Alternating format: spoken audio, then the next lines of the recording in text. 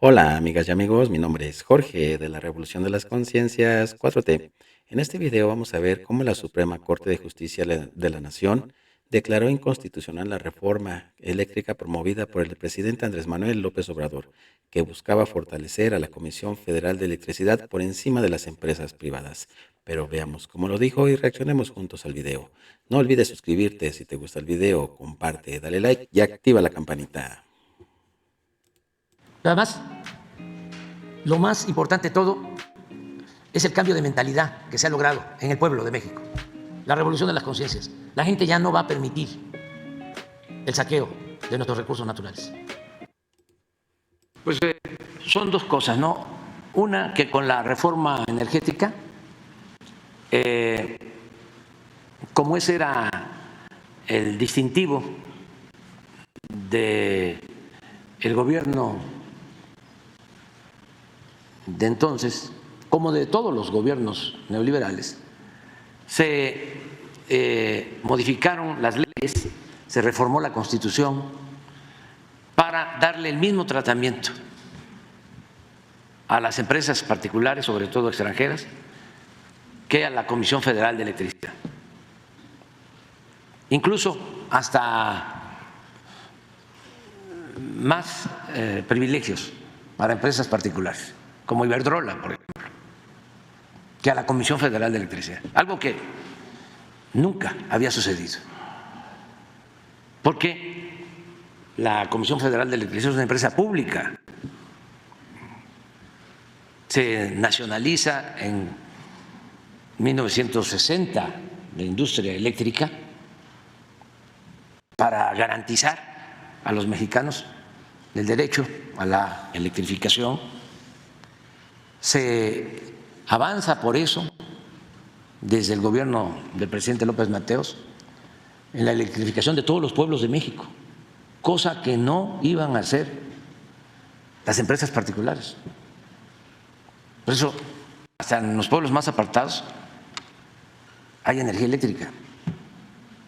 Fue una decisión que tomó el presidente López Mateos. Hay hasta una carta que aquí leemos periódicamente de esa decisión histórica. ¿Cómo lo fue la expropiación petrolera en 1938? Entonces, se recupera el petróleo y se recupera la industria eléctrica. Y en el periodo neoliberal se apuesta de nuevo a la privatización, a la entrega del petróleo y a la entrega de la industria eléctrica. Entonces, se hacen esas reformas. Por eso se afecta a la Comisión Federal de Electricidad. El propósito era acabar con la Comisión Federal de Electricidad y dejar todo el mercado de la industria eléctrica a particulares. Si nosotros no hubiésemos llegado por voluntad del pueblo de México, la participación de la Comisión Federal de Electricidad fuese del 10, del 15% de toda la producción de energía eléctrica en el país. Ahora, con muchos esfuerzos, vamos a dejar a la Comisión Federal de Electricidad con un 54% del mercado y atendiendo sobre todo a los consumidores domésticos, a las viviendas, donde se otorgan subsidios. Por eso no ha aumentado el precio de la energía eléctrica en términos reales, nada que ver con España, con Estados Unidos, con otros países en donde está privatizada la industria eléctrica. Pero estamos desde hace tiempo remando contra corriente, primero por esta legislación que considera monopolio a la Comisión Federal de Electricidad y luego entonces le ha dado legalmente todo el respaldo a las empresas particulares, extranjeras, con las que han hecho negocios jugosos los políticos corruptos de México. Ya hemos hablado mucho de esto, de cómo Iberdrola se llevó de consejero al expresidente Felipe Calderón, una empresa española que fue impulsada y se convirtió en un monopolio privado en México,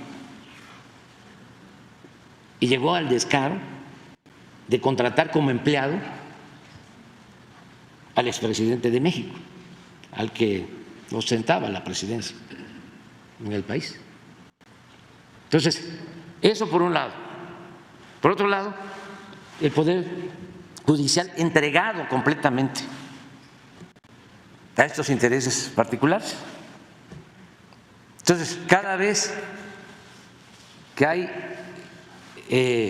una iniciativa para poner por delante el interés público y no permitir que predomine el lucro, cada vez que se busca proteger al pueblo, defender al pueblo, defender la economía popular en contra de estos ambiciosos, tienen de su parte al Poder Judicial. Y ayer lo que hicieron fue que echaron abajo la ley eléctrica que se propuso para darle más importancia por lo que representa la Comisión Federal de Electricidad, y resuelven amparos a favor de empresas particulares extranjeras. Además, 4 ministros, y 2 a favor y 2 en contra, o sea, un empate. Pero como uno de estos ministros conservadores, empleados de la oligarquía,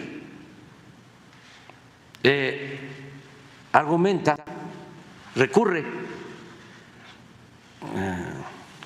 a una facultad, una norma, que como él es el presidente del grupo, de la sala, él tiene votos de calidad. Entonces, aunque son 2 votos, deciden, ¿sí?, que no hay empate, que se anula la ley eléctrica.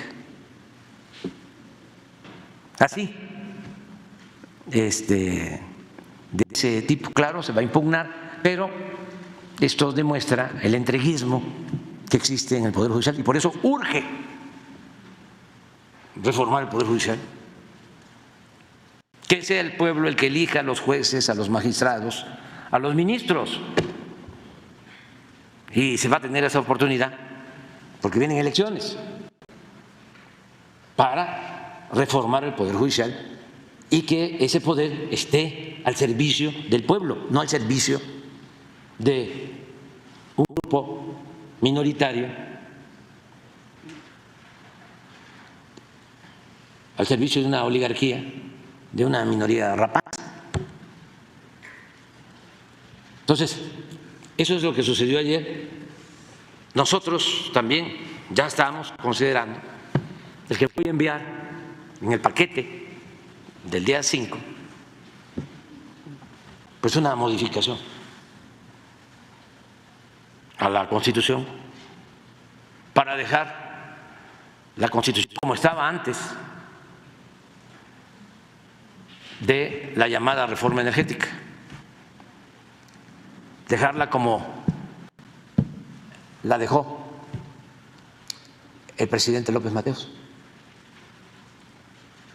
Porque si no, imagínense, ¿cómo vamos a aceptar el predominio del poder particular por encima del poder público?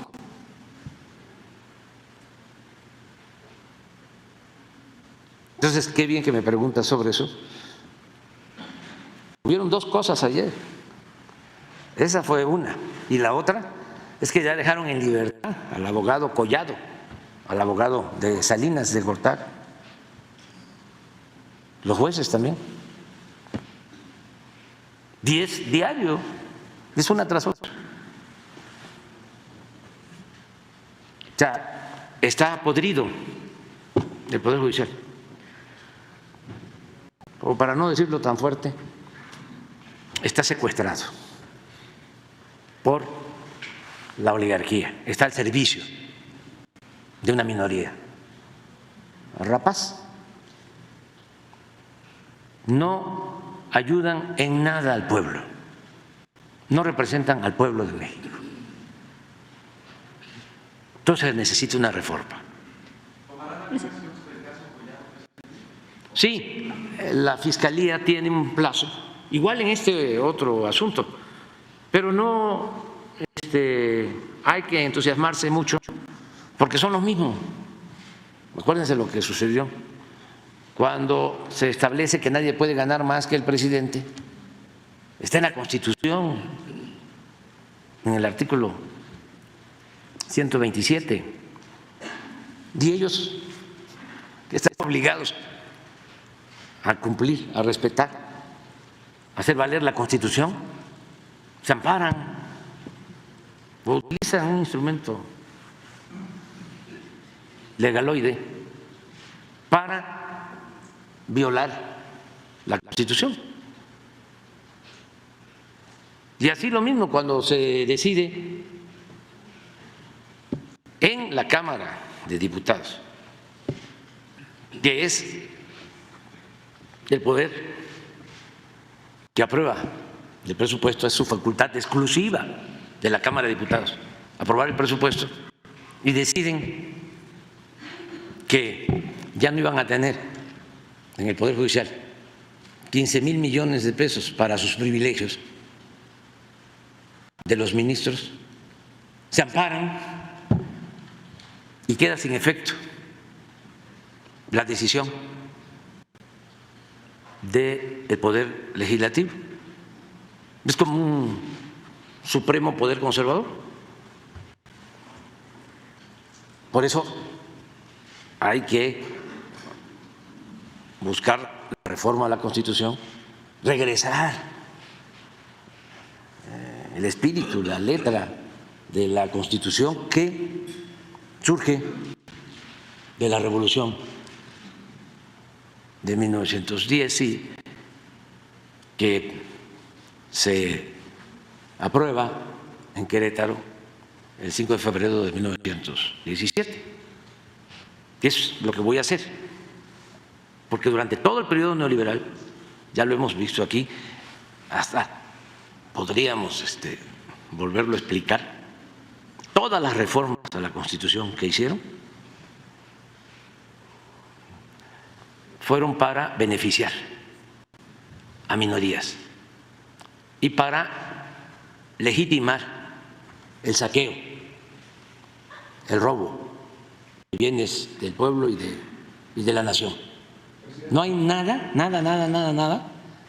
en los 36 años del periodo neoliberal que hayan hecho en favor del pueblo. Por eso me dio mucho gusto ayer que los del PRI y hasta los del PAN, fíjense a qué nivel de desesperación o lo que hace la temporada electoral. Ellos reformaron la Constitución para quitarle derechos a los trabajadores en cuanto a sus pensiones. Primero Zedillo y luego Calderón. Esas reformas a las pensiones significaron de que el trabajador, al jubilarse, iba a recibir menos del 50% de su salario.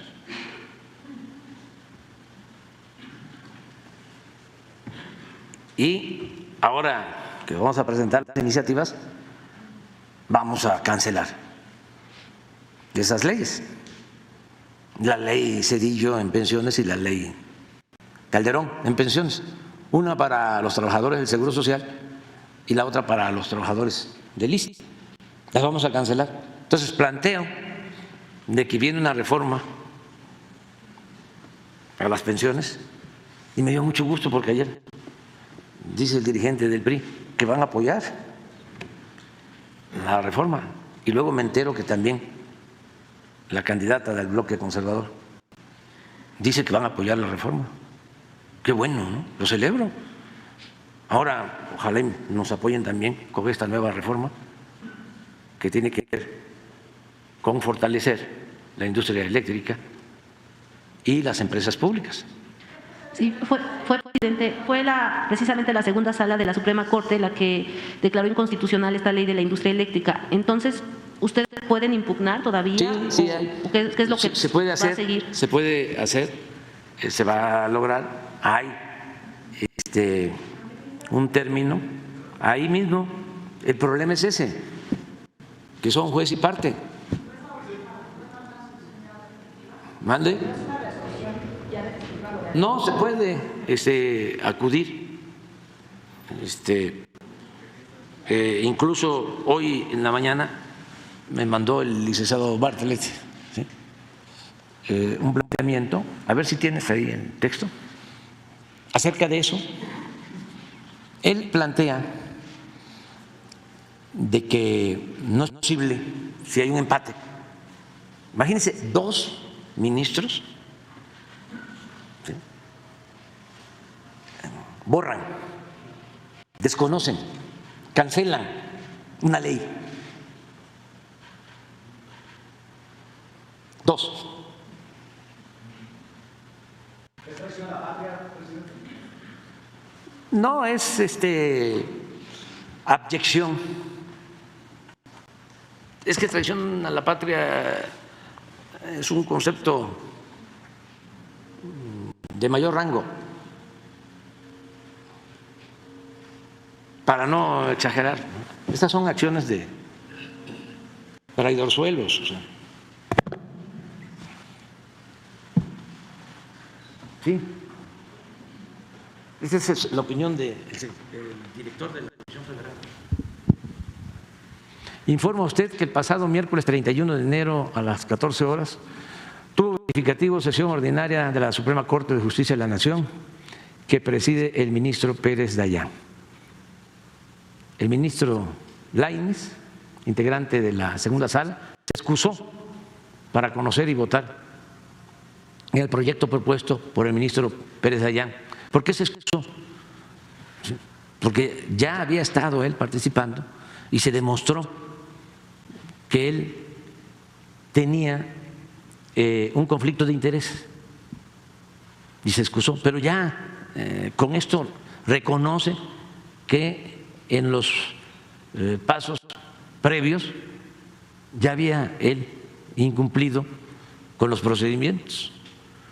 Una vez que tocó a los ministros y ministras votar por el proyecto que concedía el amparo a las empresas privadas contra la ley de la industria eléctrica, las ministras Yasmín Esquivel Moza y Lenia Batres Guadarrama votaron en contra de la propuesta del ministro Pérez Dayán.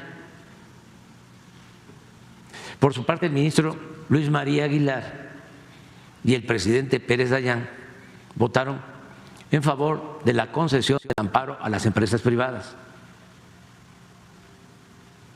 Entonces la votación terminó en un empate de 2 votos a favor y 2 votos en contra del proyecto que ampara a las empresas.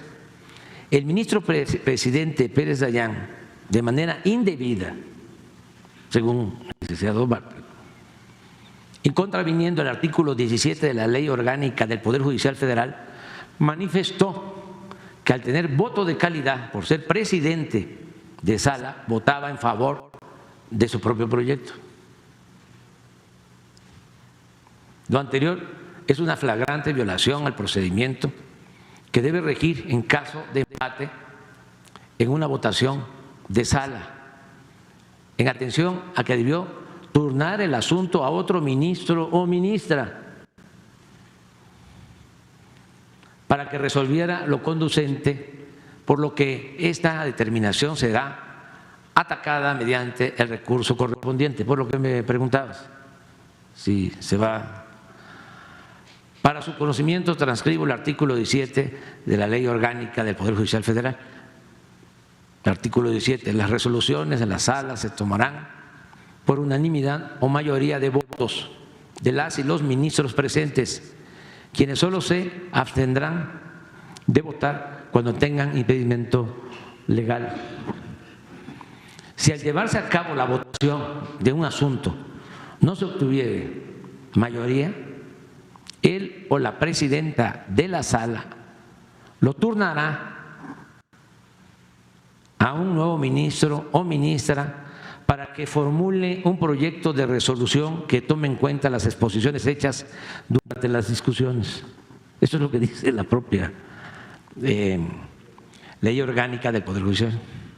Si a pesar de lo previsto en el párrafo anterior no se obtuviese mayoría al votarse el asunto, el presidente o la presidenta de la Suprema Corte de Justicia de la Nación nombrará por turno a un integrante de otra sala para que asista a la sesión correspondiente e emitir su voto cuando la intervención de dicho ministro o ministra tampoco hubiese mayoría. El presidente o presidenta de la sala tendrán voto de calidad. O sea, sí, pero cuando se termine el proceso. Con lo acontecido queda en evidencia que el ministro presidente Pérez Dayán se atribuyó un voto de calidad que no tenía y se omitió el mandato de la ley para transferir su proyecto de sentencia a un ministro diferente. ¿Está claro? Pero es que el licenciado Bartlett pues, es abogado y está pensando que otro ministro va a resolver de otra manera. No, casi todos están confabulados. Entonces, por eso hace falta la reforma. Pero es muy claro cómo violan sus propios procedimientos. Entonces, qué bien que me preguntaste sobre esto. Y bueno, el resumen, la conclusión es que hay que reformar el Poder Judicial y también buscar regresar del espíritu y la letra de la Constitución que se aprobó en el 17 y se fue reformando cuando todavía no dominaba por entero la oligarquía y modificaron la Constitución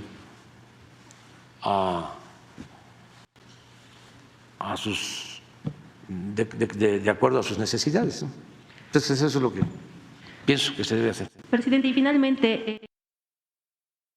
¿Qué les pareció el video, amigos? Déjame tus comentarios en la parte de abajo. Si te gustó el video, comparte, dale like, suscríbete y activa la campanita. Adiós.